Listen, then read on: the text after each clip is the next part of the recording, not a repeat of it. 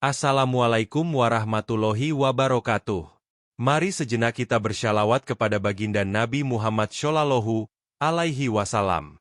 Saudaraku, pernahkah kalian mendengar kisah nyata seorang pendaki wanita dari Brazil yang jauh-jauh menempuh ribuan kilometer hanya untuk jatuh cinta, bukan pada puncak gunung, tapi pada pria sederhana asal Indonesia? Apa yang membuat seorang wanita asing rela meninggalkan negerinya demi tinggal di desa terpencil? Dan mengapa kisah ini begitu layak untuk kita dengarkan? Karena kadang, takdir itu seperti angin pegunungan. Tak terlihat, namun begitu kuat mengubah arah hidup seseorang. Leticia dos Santos, seorang wanita dengan tubuh ramping berkulit sawo matang khas Brazil, sudah dikenal sebagai pendaki profesional sejak usia 20.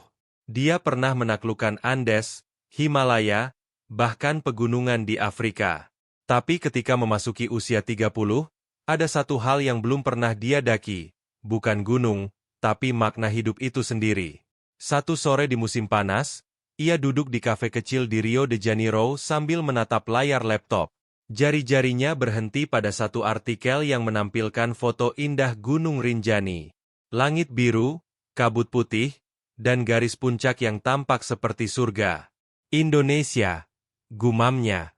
Negara itu terdengar jauh, asing, dan menantang. Namun, ada sesuatu dalam gambar itu yang menarik hatinya. Mungkin bukan hanya karena keindahan alamnya, tapi rasa penasaran yang lebih dalam. Leticia pun memesan tiket satu arah ke Lombok. Ia menolak semua tawaran sponsorship dan media. Kali ini, aku ingin naik sebagai manusia, bukan sebagai simbol, ucapnya pada seorang teman. Setibanya di Lombok, ia menyewa motor dan mengendarainya sendiri menuju kaki Rinjani. Ransel besar, kamera, dan tekad yang tak bisa digoyahkan. Ia tak peduli meskipun orang-orang desa memandangnya dengan heran. Seorang perempuan asing, sendirian, dengan logat bahasa Indonesia yang masih patah-patah. Saat ia tiba di pos pendakian, sinar matahari mulai condong ke barat. Di sana, berdiri seorang pria kurus berkulit legam dengan mata teduh. Namanya Ardi. Seorang porter lokal yang lebih memilih bicara dengan mata dan senyuman daripada dengan kata-kata. Leticia mendekatinya. "Kamu porter, ya?" Tanyanya dalam bahasa Inggris. Ardi mengangguk, lalu menjawab dalam bahasa Indonesia. "Kalau mau naik, lebih baik nunggu besok pagi. Angin sore berbahaya." Leticia tersenyum kecil. "Saya ingin naik sekarang. Sendiri." Ardi menatapnya, sejenak ragu, tapi hanya berkata singkat, "Gunung ini nggak bisa disuruh-suruh. Dia punya caranya sendiri." Leticia mengangkat bahu, lalu melanjutkan langkah. Tapi ia tidak tahu bahwa langkah itu bukan hanya menuju puncak, tapi menuju takdir hidup yang tak pernah ia rencanakan.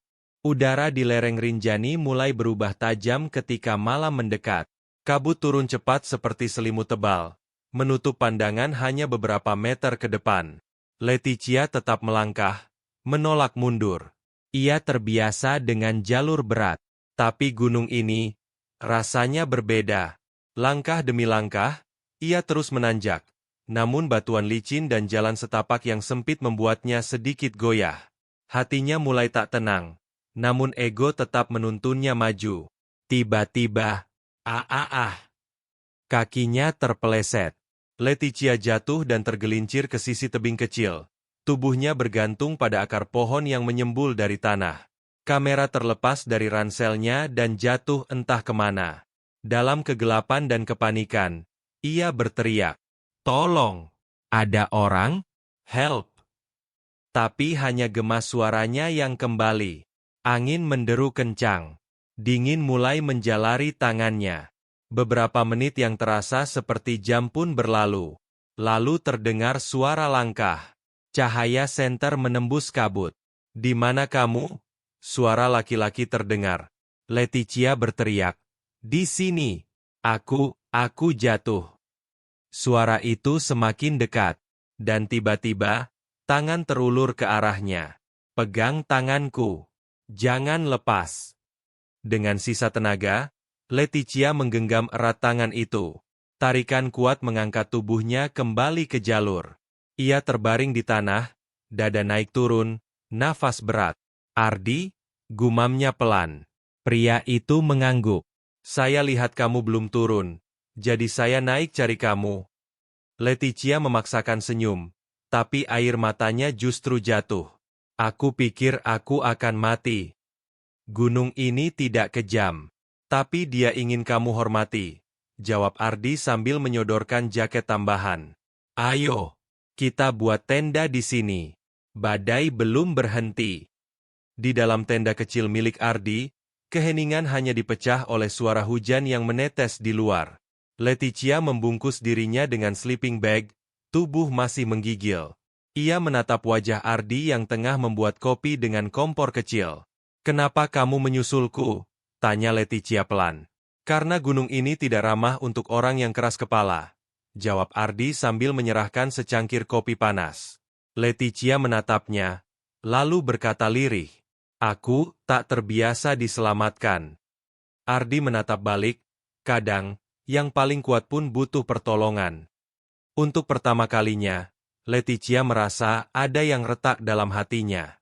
Retak yang bukan karena kelemahan, tapi karena perlahan, ada ruang yang terbuka. Di tengah malam itu, di tenda kecil di atas lereng gunung, dua jiwa dari dunia yang berbeda mulai saling memahami tanpa banyak kata. Pagi harinya, mentari menyembul malu-malu di balik kabut yang mulai menipis. Leticia membuka pintu tenda dan melihat pemandangan yang membuatnya terdiam. Langit oranye pucat, awan menggantung di bawah kaki, dan puncak Rinjani berdiri angkuh dalam diam.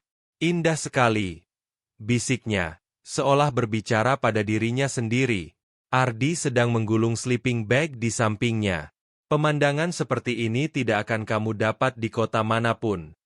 Leticia menoleh. Kamu benar, tapi lebih dari itu, aku merasa damai. Perjalanan turun berlangsung lebih lambat. Kaki Leticia masih lemah setelah kejadian semalam. Ardi berjalan di belakangnya, siap menopang jika ia terjatuh lagi. Tidak banyak bicara di antara mereka, hanya keheningan yang penuh makna. Ketika mereka sampai di kaki gunung, Leticia menatap ke arah desa kecil yang terbentang di kejauhan. Itu desamu? Tanyanya. Iya, desa Sembalun. Mau mampir? Leticia sempat ragu, tapi kemudian mengangguk. Aku ingin tahu, seperti apa tempat orang sebijak kamu dibesarkan. Desa Sembalun menyambut Leticia dengan senyum hangat dan aroma masakan khas Sasak. Rumah-rumah sederhana, anak-anak berlarian tanpa alas kaki, dan para ibu menjemur hasil ladang di halaman. Ardi memperkenalkannya pada ibunya, seorang wanita tua berwajah teduh. Bu, ini Leticia. Dia pendaki dari Brazil. Ibu Ardi menjabat tangan Leticia dan berkata dengan logat halus. Selamat datang, nak. Di sini tidak banyak tamu dari jauh. Tapi siapapun yang datang dengan niat baik, adalah keluarga. Leticia menatap Ibu Ardi dalam-dalam. Di matanya ada ketulusan yang langka. Ia tersenyum, dan untuk pertama kalinya sejak lama, senyum itu bukan untuk kamera atau prestasi, tapi karena hatinya mulai merasa pulang. Hari itu, Leticia tinggal lebih lama di desa. Ia makan bersama keluarga Ardi, belajar menumbuk padi, bahkan mencoba memakai kain tenun Sasak. Ketika malam datang, ia duduk di beranda rumah Ardi sambil memandang langit bertabur bintang. Aku belum pernah merasa seperti ini, ucap Leticia. Seperti apa? Tanya Ardi. Seperti, hidupku tidak perlu dikejar-kejar. Seperti semuanya berjalan dalam diam, tapi mengarah ke tempat yang tepat. Ardi diam, lalu menatap Leticia sambil berkata, mungkin, kamu tidak sedang mendaki gunung, tapi sedang mendaki hatimu sendiri. Leticia tertawa kecil, dan aku mulai takut kalau aku tak ingin turun lagi. Dalam keheningan itu, angin malam berhembus lembut. Dua orang dari dua benua duduk berdampingan, tanpa tahu bahwa takdir mereka mulai ditulis oleh tangan yang sama. Tangan Allah yang maha membolak-balikan hati. Hari-hari Leticia di desa Sembalun berubah menjadi minggu. Kamera dokumenternya nyaris tak pernah ia sentuh lagi. Ia lebih senang membantu warga desa di ladang, memasak bersama ibu-ibu, dan duduk berjam-jam mendengarkan cerita dari anak-anak yang penasaran dengan dunia luar. "Kenapa kamu betah di sini?" tanya Ardi suatu sore saat mereka berjalan di pematang sawah. Leticia tersenyum. "Aku nggak tahu. Tapi rasanya seperti semua kegelisahan di dalam diriku hilang saat aku di sini." Ardi menatapnya lama, namun tak menjawab. Namun, ketenangan itu terguncang ketika sebuah email masuk ke ponsel Leticia. Sebuah stasiun televisi dari Brazil menawarkannya kontrak eksklusif untuk membuat film dokumenter besar tentang pendakiannya di Asia Tenggara. Bayaran fantastis, nama besar, karir internasional. Leticia duduk lama di bawah pohon kelapa dekat rumah Ardi, menatap layar ponselnya. Senyumnya pudar. Ia kembali berada di persimpangan. Malam itu, ia duduk berdua dengan Ardi di tepi sungai. Bulan nyaris penuh, menyinari wajah mereka dengan lembut. "Aku dapat tawaran besar," ucap Leticia pelan. Ardi hanya menatap ke depan, tidak terkejut. "Kamu akan terbang pulang?" Leticia mengangguk perlahan. "Mungkin, tapi aku takut." "Takut kenapa?" "Takut kehilangan semua ini. Kehilangan kamu." Angin malam menggoyangkan daun-daun bambu di sekitar mereka. Ardi tetap diam, lalu akhirnya bicara pelan. "Kamu tidak akan kehilangan apapun jika hatimu tahu kemana harus pulang." Leticia menoleh padanya, mata berkaca. "Ardi, apakah kamu akan menungguku?" Ardi menjawab tanpa ragu, "Aku bukan menunggumu. Aku hanya tetap di tempatku. Kalau hatimu kembali ke sini, maka aku di sini." Keesokan harinya, Leticia berdiri di depan rumah Ardi sambil membawa ranselnya. Ia memeluk ibu Ardi dan mencium tangannya. "Terima kasih untuk semua. Semoga Allah menjaga kalian," katanya lembut. Ia menatap Ardi terakhir kali. Tidak ada pelukan. Tidak ada ciuman perpisahan. Hanya satu kalimat lirih. "Kalau ini bukan akhir, maka semesta pasti membawa aku kembali padamu." Ardi tersenyum, lalu menjawab, "Kalau hatimu sudah tenang, kamu akan tahu di mana rumahmu sebenarnya." Dan Leticia pun melangkah pergi, membawa lebih dari sekadar kenangan. Ia membawa sepotong hati yang tertinggal di kaki gunung, bersama pria yang tak pernah mencoba menahannya. Karena ia tahu, cinta sejati tak butuh penjara. Ia hanya butuh keyakinan. Leticia kembali ke Rio de Janeiro dengan sorak-sorai media dan kilatan kamera. Ia tampil di televisi, diwawancarai, dan dielu-elukan sebagai wanita pemberani dari benua jauh. Tapi di balik senyuman yang terpampang di layar kaca, hatinya terasa hampa. Setiap malam, ketika lampu studio padam dan tirai pentas ditutup, Leticia duduk sendiri di balkon apartemennya. Matanya menerawang ke langit yang berbeda dari langit sembalun. Hatinya berdesir saat mengingat wajah Ardi yang sederhana dan tenang. Film dokumenternya sukses besar. Ia bercerita tentang pendakian Asia Tenggara, termasuk kisahnya di Rinjani. Tapi ada bagian yang tidak ia ceritakan. Bagian tentang bagaimana jiwanya berubah saat bertemu Ardi, dan bagaimana ia mulai mengenal ketulusan yang tak pernah ia temui sebelumnya. Suatu malam, di tengah padatnya jadwal, ia membuka kembali folder foto di laptopnya. Di antara ratusan gambar, ada satu yang membuatnya terpaku. Foto sederhana, Ardi sedang duduk di tepi danau Segara Anak, matanya menatap air dengan damai. Leticia menyentuh layar itu. Hatinya berkata, "Bahkan di antara keramaian dunia ini, aku tetap mendengar suaranya yang pelan." Hari berganti minggu, dan Leticia mulai merasa gelisah. Ia mulai menolak tawaran wawancara. Ia berhenti menghadiri pesta penghargaan. Bahkan produsernya bertanya, "Leticia, apa kamu baik-baik saja?" Ia hanya menjawab singkat, "Aku sedang mencari arah pulang." Sampai akhirnya, ia memutuskan menghubungi sahabatnya, seorang muslimah Brazil yang sudah lama tinggal di Jakarta. "Aku ingin belajar tentang Islam," kata Leticia di telepon. Sahabatnya sempat terdiam, lalu berkata lembut, "Kamu pasti sudah dibimbing oleh hati." Hari-hari berikutnya, Leticia mulai belajar perlahan. Tentang sholat, tentang keikhlasan, tentang Allah yang menggenggam hati setiap manusia. Ia teringat kata-kata Ardi di malam terakhir mereka bersama. "Kamu tidak akan kehilangan apapun jika hatimu tahu kemana harus pulang."